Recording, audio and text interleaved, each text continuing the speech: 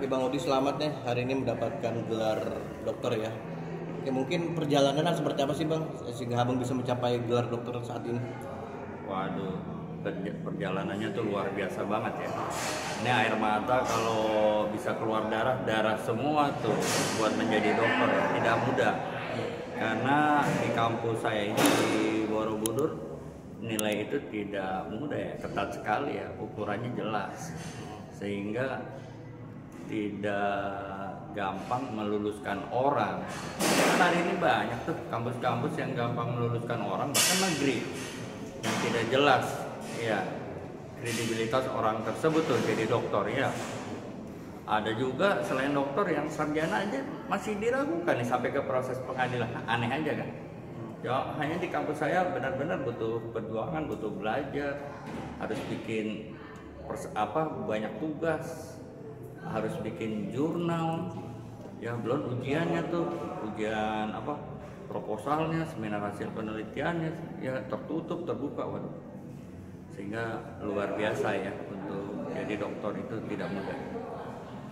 Kenapa sih orang mengincar gelar ini Bang? Mungkin Abang yang merasakannya apa nih?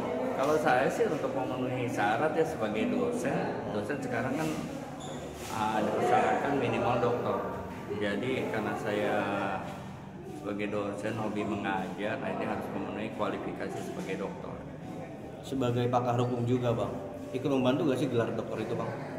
Ya kalau buat saya ya, untuk mencapai gelar itu mungkin tidak mudah, tetapi juga sebagai pakar hukum ya menambahlah ya kualifikasi atau kredibilitas kita sebagai seorang pakar hukum.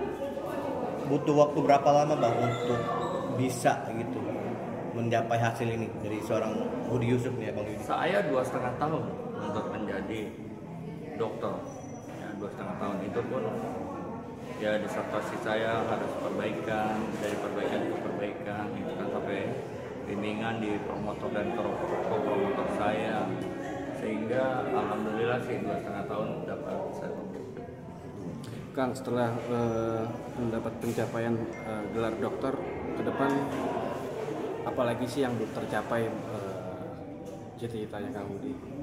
Kalau saya sih alhamdulillah ya semua sudah tercapai. Allah baik banget gitu sama saya, walaupun keadaan saya itu yang biasa-biasa aja, hidup pas-pasan aja ya. Terus kemampuan juga tidak pintar-pintar banget ya, tapi sekali lagi hanya butuh ketekunan yang luar biasa untuk mencapai dokter. Jangan anggap dokter itu mungkin pintar dan sebagainya untuk mengetahui semua hal, tidak. Dokter hanya satu bidangnya kan. Kayak saya misalnya model keadilan restorasi justice tuh, ya itu bidang saya kan. Di luar lain kan masih bidang-bidang lain.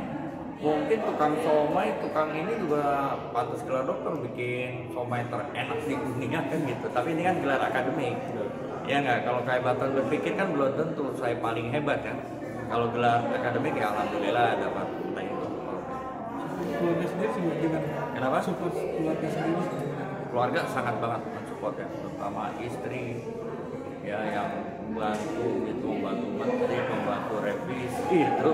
Mungkin gelar dokter tuh lebih pantas ke istri saya tuh daripada ke saya, karena secara teknis tuh beliau mengerjakan luar biasa ya. Dan teman-teman juga, teman-teman tuh hebat banget, banyak teman-teman yang baik yang mensupport ya. Karena kan saya kesibukan ngajar, kesibukan jadi advokat, dan kesibukan mengurus yang lain-lain tuh perintilan-perintilan ya dalam ini ya sudah. Akhirnya alhamdulillah lah, sekarang beban udah lepas banget. Tadi sebelum sidang terbuka, aduh kayak ngegendong gajah tuh. Tapi sebelumnya membangun waktunya seperti apa sih? Apa? Membangun waktunya seperti apa? Wah itu dia, kita harus di atas kondisi ya. Kalau di bawah kondisi mungkin saya nggak pernah dapat meraih gelar dokter. Jadi banyak orang yang sudah mentok nyerah. Kalau saya mentok cari jalan lain lagi. Apalagi biaya kan tidak sedikit dokter. Ya dosen gajinya seberapa sih? Ya. Terus pengacara kan tidak tiap hari dapat perkara. Jadi udah tawakal ala Allah aja. Akhirnya alhamdulillah tuh dapat meraih gelar dokter tuh. Oke. Soal Jokowi ya.